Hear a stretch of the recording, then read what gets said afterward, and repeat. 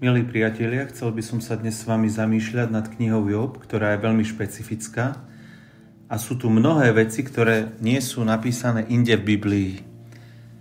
A toto zamyslenie nie je o dokonalom pochopení knihy, ale o tom, aby sme videli, odkiaľ prišli problémy do Jobovho života a prečo sa dialo to, čo sa dialo.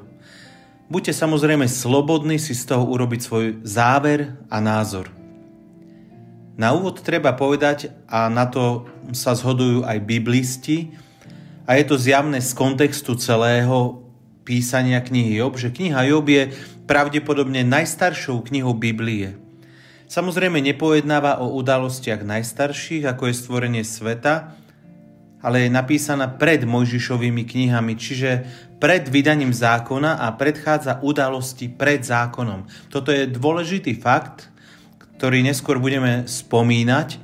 A to, že je to tak nám potvrdzuje realita, ktorá je v nej zahrnutá, že v celej knihe Jobovej nie je žiadna zmienka o zákonoch a obradoch, ktoré boli tak dôležité pre Izrael. Ak by to tak nebolo, tak by bolo veľmi nepravdepodobné, aby kniha Starej zmluvy nemala odkaz na Mojžišove zákony. Ďalšia dôležitá vec, ktorá je na knihe Job je, že nie všetky slová v nej zaznamenané sú inšpirované Bohom, ale na druhej strane sú tam dané preto, aby sme sa z nich poučili. Myslím teraz na slova a názory troch Jobových priateľov. Musíme si uvedomiť nezrovnalosti medzi tým, čo hovoria Jobovi priatelia a tým, čo nakoniec hovorí Boh. Boží názor na ich reči je vyjadrený v kapitole 42:7. Keď Hospodin dohovoril tieto slova Jobovi, riekol Elifázovi Témanskému: Môj hnev splanul proti tebe a proti tvojim dvom priateľom, lebo ste nehovorili správne o mne, ako môj služobník Job. A tým vlastne odsudzuje posolstvo, ktoré priniesli Jobovi priatelia. Ich slova a ich jednanie vlastne zachytávajú duševné, telesné myslenie ľudí a ich pohľad na Božiu spravodlivosť. Treba si tiež uvedomiť, že ani Jobove slova neboli vždy v súlade s Božím jednaním a tiež každé jedno z nich nemôžeme brať ako správny opis a interpretáciu Božieho charakteru. Job v procese, ktorý sa opisuje v tejto knihe, robí sám zo svojich slov pokánie, keď hovorí v kapitole 40, 3-5. A hľa som primalý, čo ti ja môžem odpovedať? Ruku si kladiem na ústa. Raz som hovoril, ale už neodpoviem. Aj druhý raz, ale viac to neurobím. A potom v 42. kapitole v 2. verši hovorí o svojich slovách: uznávam, že ty všetko môžeš a nejaký tvoj zámer nemožno prekaziť. Napriek tomu všetkému je kniha Job v Biblii a má tam svoje miesto a je hodná toho, aby sme spolu sa zamýšľali nad jej posolstvom, ktoré nám chce priniesť. Nie je to až tak v tomto uvažovaní dôležité, ale ak by sme chceli z tejto knihy vybrať hodnoverné a Bohom inšpirované časti pre správnu interpretáciu jeho charakteru a jednania, tak by to boli práve prvé dve kapitoly a posledná, ktoré sú napísané v mene rozprávača, ktorým je Elihu, a samotné reči Elihua a citácie Božích rečí, ktoré sú obsiahnuté v kapitolách 38 až 41. Takže poďme si teda povedať krátke zhrnutie knihy Job a ja verím, že postupne sa dostaneme k tým najzávažnejším otázkam, ktoré si ľudia kladú v súvise s Božím jednaním, či niekedy v úvodzovkách s jeho nejednaním a pri tom, čo sa dialo s Jobom. V kapitole 1.6 vidíme, že prichádza diabol a pýta sa dovolenie zasiahnuť do Jobovho života. Vieme, že Job bol spravodlivý a Boží muž, hľadal Boha a aj kvôli tomu hľadaniu ho Boh nadmieru požehnával a stal sa najväčším mužom východu, či už vo vzťahu s Bohom, ako aj v množstve majetku. Mal 7 synov a 3 céry. A diabol si prosí, že aby mohol okrem majetku sa dotknúť aj života jeho detí. Job naďalej hľadá Boha a v 2. kapitole znovu prichádza diabol a Boh mu hovorí, že Job mu napriek tomu slúži, čo mu diabol urobil. Čím diabol prichádza k Jobovi v podobe útoku na jeho zdravie. Potom k Jobovi prichádzajú jeho 3 priatelia a skoro 30 kapitol s ním vedú spory. Boh nakoniec Jobovi pridal vo všetkom, pridáva mu ďalších 140 rokov života, pridal mu dvojnásobné množstvo majetku a pridal mu aj rodinu. A skôr než si povieme o tom, prečo bola kniha Job napísaná a čo stojí za tým všetkým, čo sa Jobovi stalo, tak si povieme, o čom kniha Job nehovorí. Najväčšie percento vyučovaní z knihy Job hovorí o tom, že Boh toto všetko dovolil, aby prečistil Jobov charakter a že diablovo jednanie je pre Boha nakoniec akýmsi požehnaním z neba. A v niektorých kázniach sa to berie možno až ako vyjadrenie Božej lásky voči Jobovi. A z textu jasne vidno, že Boh toho nie je v žiadnom prípade iniciátorom a ani vlastne nevyvíja aktivitu v tom, aby týmto spôsobom prečistil Jobov charakter. V Novej zmluve sa naopak píše, že je to diabol, ktorý obchádza ako revúci lev a hľadá, koho by zožral. A tak presne sa predstavuje aj pri Jobovi. Boh jednoducho nerobí tieto veci v našom živote preto, aby nás priviedol k vyššiemu dobru. To, čo kniha Job vyjadruje hneď v úvode a čím začína je, že Boh práve kvôli tomu, že je Job verný a zbožný, tak dáva do jeho života požehnanie. A v knihe Job je jasne vidieť, že Boh ani nemá iný žiadny zámer ako ten, že Joba rád požehnáva. A je to práve diabol, ktorý prichádza a pôsobí na jeho život deštruktívne a robí to za jediným účelom. A to, aby sa Job rúhal Bohu a prestal mať svoju zbožnosť, pozitívny vplyv na svoje okolie. A tak ako tvrdili Jobovi priatelia, tak aj dnes je všeobecne priateľné tvrdenie, že Boh berie ľuďom majetok, rodinných príslušníkov, zdravie a mnohí z nich to pripisujú ako prejav jeho lásky. Ale kniha Job raz a navždy hovorí, že Boh neplánoval a to nikdy neurobil to, čo sa dialo s Jobom. Ale samozrejme je tu druhá otázka, a to asi najviac trápi ľudí, prečo to Boh dovolil. A skôr než si o tom porozprávame, ešte podotknem, že táto kniha veľmi jasne hovorí, že nie za všetkými problémami v živote musíme vidieť nejaké Božie súdy za bezbožné správanie ľudí, pretože práve kniha Job je príkladom opaku. Božia spravodlivosť ako najvyšší zákon vo vesmíre sa samozrejme neprestala príchodom Ježiša Krista uplatňovať. A samotná smrť Pána Ježiša je toho dôkazom, pretože ľudia, ktorí žijú bezbožne a nespravodlivo, budú samozrejme jesť ovocie svojej nespravodlivosti. To sa píše v Jobovi v kapitole 4:8. Nakoľko som videl, tí, čo neprávosť orali a rozsievali biedu, museli ju aj žať. Niečo podobné sa píše v liste Galackým: nemýlte sa, Boh sa nedá vysmievať, čo človek rozsieva, to bude aj žať. Ale nie každá tragédia alebo zlá vec je priamy výsledok hriešného spôsobu života. A toto je práve chyba, ktorú urobili jeho 3 priatelia.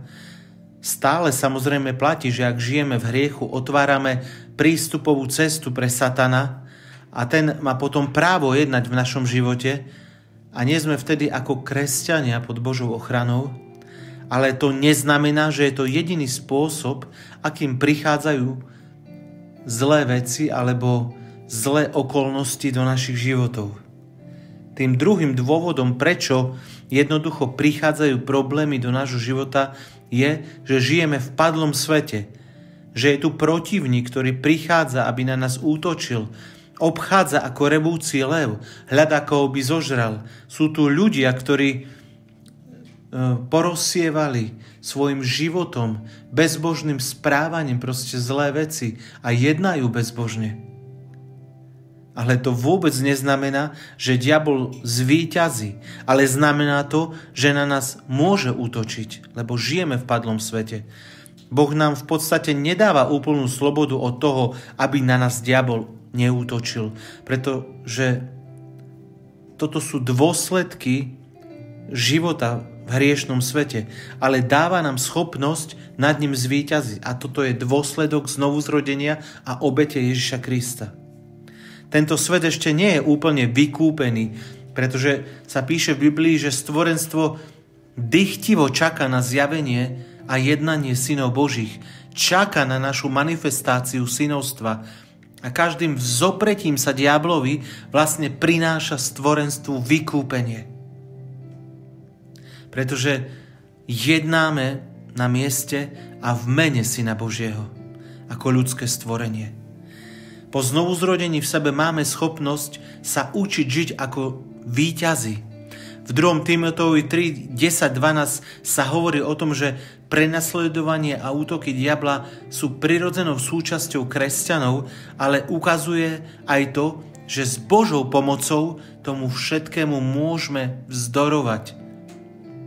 Ako sa tam píše, ty si však mňa nasledoval v učení a správaní, v úmysloch a vernosti, v zhovievavosti, láske a trpezlivosti, v prenasledovaniach a utrpeniach, ktoré ma postihli v Antiochii, Ikónii a Listre. Čo to boli za prenasledovania, ktoré som znášal? A zo všetkých ma Pán vytrhol. A všetci, ktorí chcú pobožne žiť v Kristovi Ježišovi, budú prenasledovaní. V nebi už zlé veci nebudú, ani útoky diabla, pretože v nebi diabol nebude. Aj v Novej zmluve vidíme, že sa môžu stať zlé veci v úvodzovkách dobrým ľuďom. A vidíme, že aj v tej dobe si ľudia tieto udalosti vysvetľovali ako Boží trest.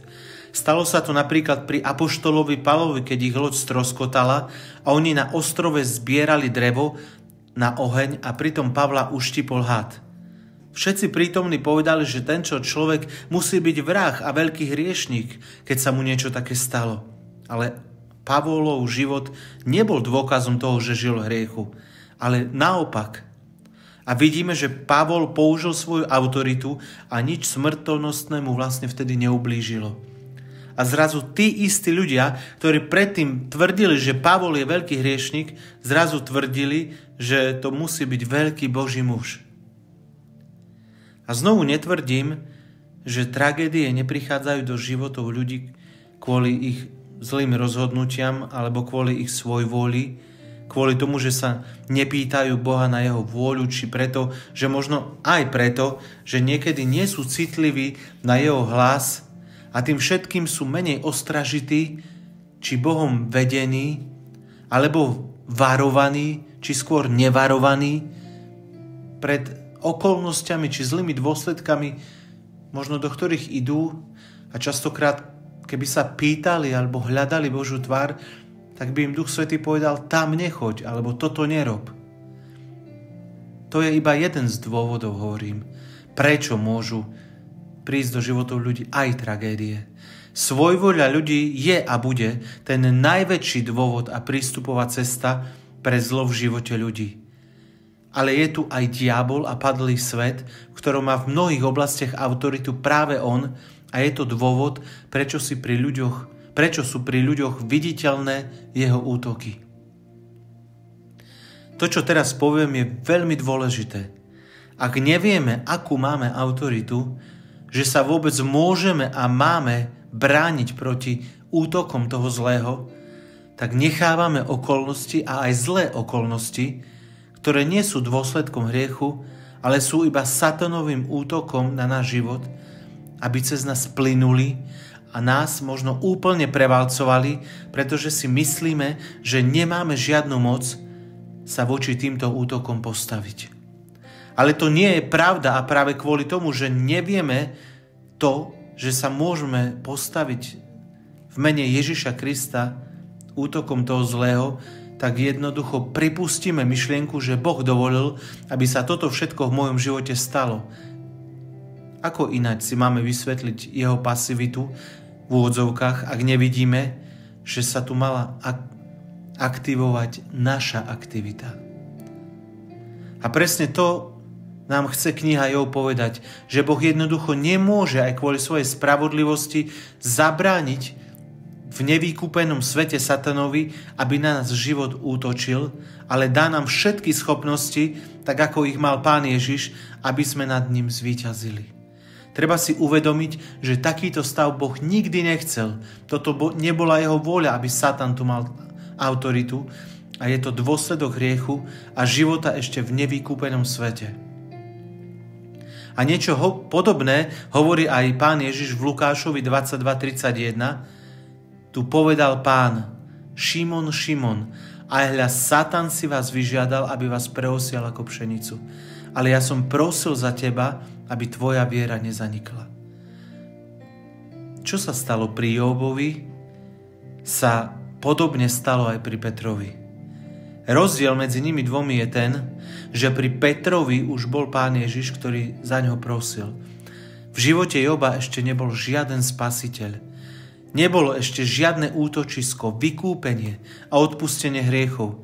A treba zdôrazniť, že zo strany Boha tam ani nikdy iný zámer nebol, ako jednoducho Joba požehnávať a dopriať mu, aby kvôli svojej spravodlivosti prosperoval, až kým sa tam neobjavil Satan a nezačal Boha pokúšať, aby sa Job Bohu rúhal. A verím, že toto je hlavné posolstvo knihy Job. Ukazuje, že nie za všetkým zlom je bezbožný život, ale že je tu diabol, ktorý na nás ľudí útočí, a práve on a nie Boh je za každým zlom v živote ľudí. Zároveň odstupom času vidíme, že je rozdiel, ako môžeme voči diablovi jednať v Novej zmluve po znovuzrodení a ako s ním vedeli, či skôr nevedeli jednať ľudia pred príchodom Pána Ježiša a v Jobovom prípade ešte pred zákonom.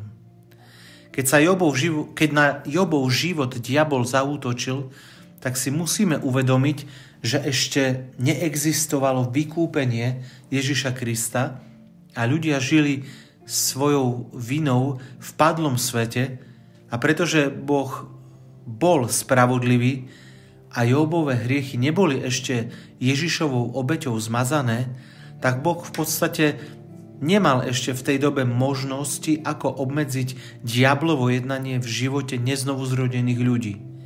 Božie jednanie vo svete obmedzil v podstate svojim hriechom človek. A práve človek dal svojim hriechom Satanovi vládu nad zemou a Satan mal legálne právo prísť a na človeka zaútočiť. Job a všetci ľudia pred vykúpením žili vlastne pod mocou tmy, ako o tom hovorí list Kolosenským 1:12-14. A radostne ďakujúc Otcovi, ktorý nás hodnými učinil mať účasť na údele svätých vo svetle, vytrhol nás z moci tmy a preniesol do kráľovstva svojho milovaného syna. V ňom máme vykúpenie a odpustenie hriechov. Čiže po odpustení našich hriechov sme pod jeho ochranou. Máme jeho autoritu, žijeme v jeho kráľovstve v duchu. Žijeme v Ježišovi Kristovi, ale bez neho sme synovia tmy a sme pod mocou toho zlého. Job nebol znovuzrodený muž. Bol mužom starej zmluvy a dokonca nemal ani Mojžišov zákon, ktorý by ho mohol aspoň ceremoniálne očistiť. Ale to neznamená, že Job žil permanentne v hriechu, ale mal jednoducho hriešnú podstatu a už len tým, že sa narodil pod moc tmy. Čiže Job, ako aj celý svet, bol pod autoritou diabla a bol v jeho kráľovstve, a preto Boh nemohol plne uplatňovať svoju spravodlivosť tak, ako sa to deje v Novej zmluve. Pretože v Novej zmluve sme skrytí s Kristom v Bohu a sme chránení ním.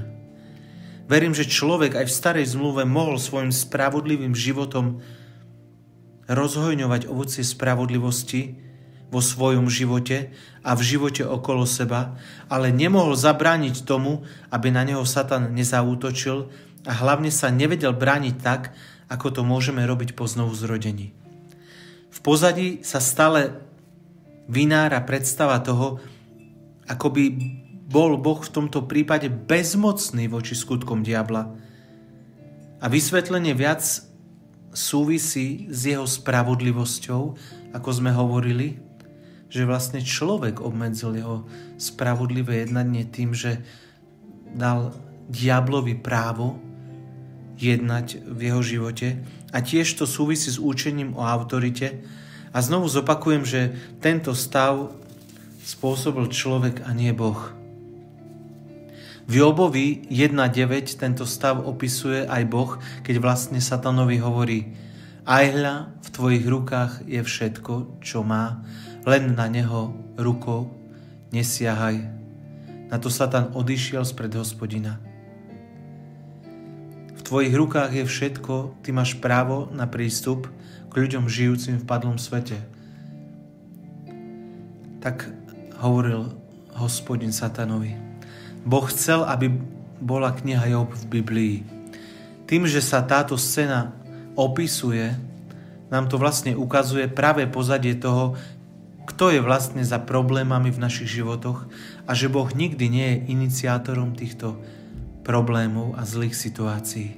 Na druhej strane vidíme ako ľudia novej zmluvy, že nie sme iba bábkou v rukách diabla. Verím tomu, že aj obyčajná ľudská spravodlivosť určitým spôsobom limituje diabla, aby bezbreho pôsobil deštruktívnym spôsobom v živote ľudí. Možno to boli práve hranice pri Jobovi, prečo si diabol nedovolil siahnuť až na jeho život. Samotná ľudská spravodlivosť však nie je dostatočná k večnému vykúpeniu a hlavne nedáva silu a vedomie a moc sa zoprieť Satanovi tak, aby od nás utiekol. Vďaka Bohu za všetko, čo sme dostali v Ježišovi Kristovi a za jeho veľké spasenie. Tak verím, že vám tieto slova poslúžili a že môžete nad nimi premýšľať. Samozrejme, úplný záver nechávam na vás a žehnám vám, aby vám to poslúžilo na dobré. Amen.